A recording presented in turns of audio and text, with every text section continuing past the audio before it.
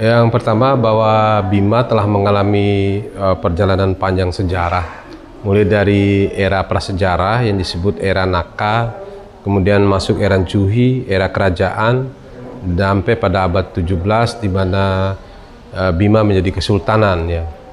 Dan jejak-jejak peradaban Islam itu dapat kita lihat khususnya di kota Bima ini, terutama di seputaran Museum Asimbojo ini ada Masjid Sultan Muhammad Salahuddin, kemudian ada makam Sultan dan keluarganya di sebelah barat masjid itu, kemudian ada makam Sultan juga yang di Tolo Bali, ada Langgar Kuno yang di Kampung Melayu, ada makam Danatarha juga, itu makam para Sultan Bima juga, dengan jejak-jejak lain yang memang masih ada, dan itu adalah sebuah gambaran perjalanan panjang dari Kesultanan Bima sejak 1640 itu sampai 1951 ketika Sultan Muhammad Salahuddin wafat, dan itu menandai berakhirnya era Kesultanan Bima, dan Bima akhirnya bergabung dengan Negara Kesatuan Republik Indonesia. Dan tidak hanya bukti fisik berupa situs itu, sebenarnya banyak tradisi-tradisi Islam juga yang hidup dan berkembang di Bima yang memengaruhi seluruh aspek kehidupan sosial budaya masyarakat Bima hingga saat ini. Itu yang menjadi satu ciri peradaban Islam di Bima yang telah terpatri dalam perjalanan panjang sejarahnya. Museum Asimbojo dulu adalah Istana Kesultanan Bima yang didirikan pada tahun 1927 di masa pemerintahan Sultan Muhammad Salahuddin, Sultan Bima yang ke-14. Dan pada tahun 1989 Asimbojo ini dijadikan museum, dan hingga saat ini masih statusnya sebagai museum yang diberi nama Museum Asimbojo. Nah, saat ini kita mengoleksi sekitar 442 koleksi. Yang terbanyak adalah koleksi arkeologi yang terdiri dari benda-benda pusaka peninggalan Kesultanan Bima yang ada di ruang Tata Rapang itu sekitar 136 buah.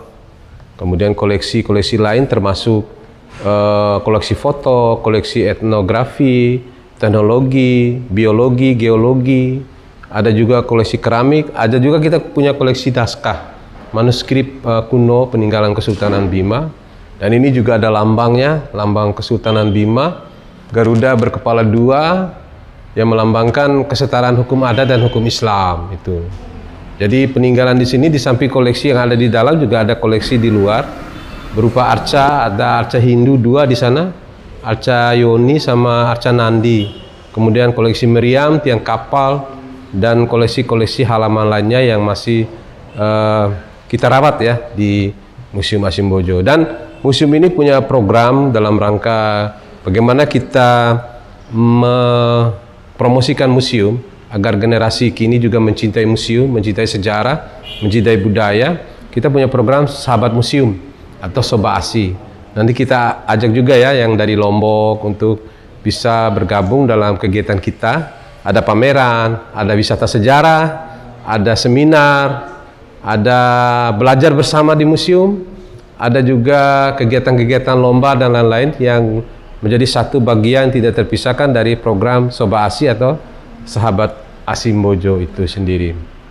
Nah, terakhir saya mengajak semua pihak untuk mencintai museum, memuliakan kebudayaan dengan satu slogan, ayo ke Asimbojo, museum di hatiku.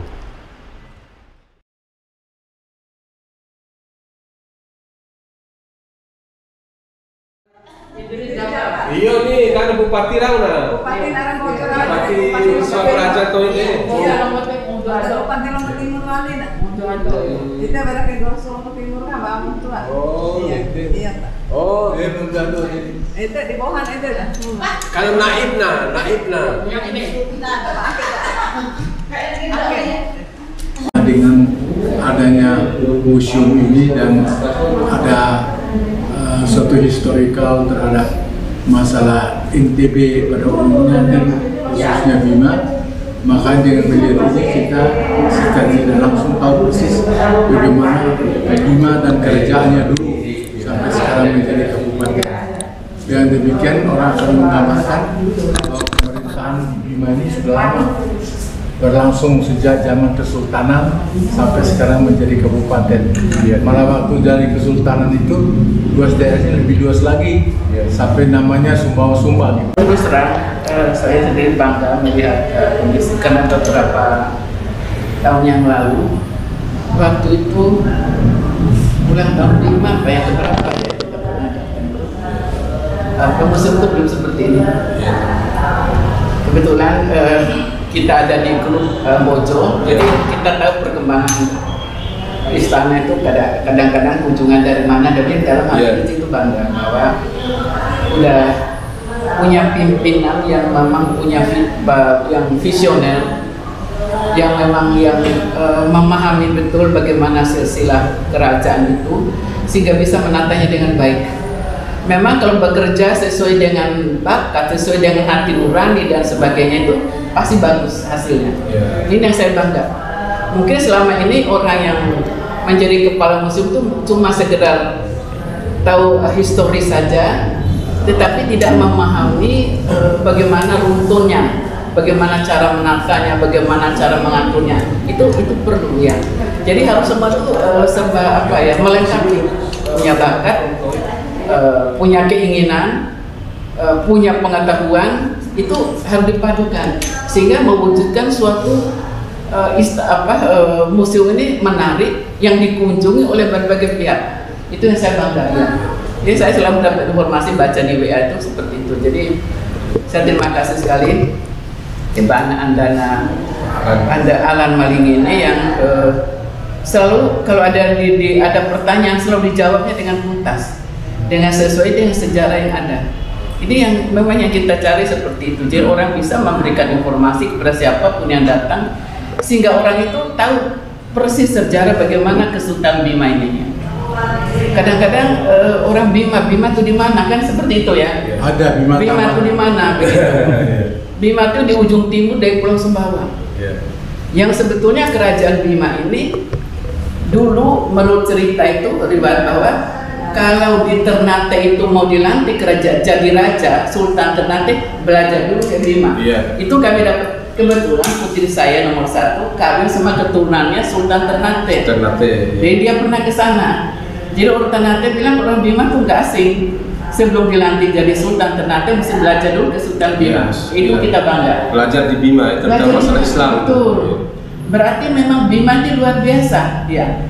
Bukan hanya sekedar punya kerajaannya, tetapi bisa membagikan itu kepada daerah-daerah lain ya. Nah, kalau seperti di Cirebon itu kita udah datengin semua ya ke Sultan sudah. Ini Bima tuh bangga benar punya gedung semewah ini. Kalau tempat lain ada gedung yang kecil dan tidak berlantai 2 seperti ini. Iya. Jadi ini harus dilestarikan. Tamu kedua ada mata pasti dari. Iya, jadi kan ini kan museum kabupaten. Ya, jadi foto bupati dari Muzaik kabupaten itu harus ada foto bupati. Bahkan dari Sumapraja, dari Idris Jafar. Betul. Setelah Idris Jafar itu Abidin Ishak. Setelah Abidin Ishak baru Putra Kahing. Yang bupati KTH 3 duanya itu Putra Kahing. Itu supaya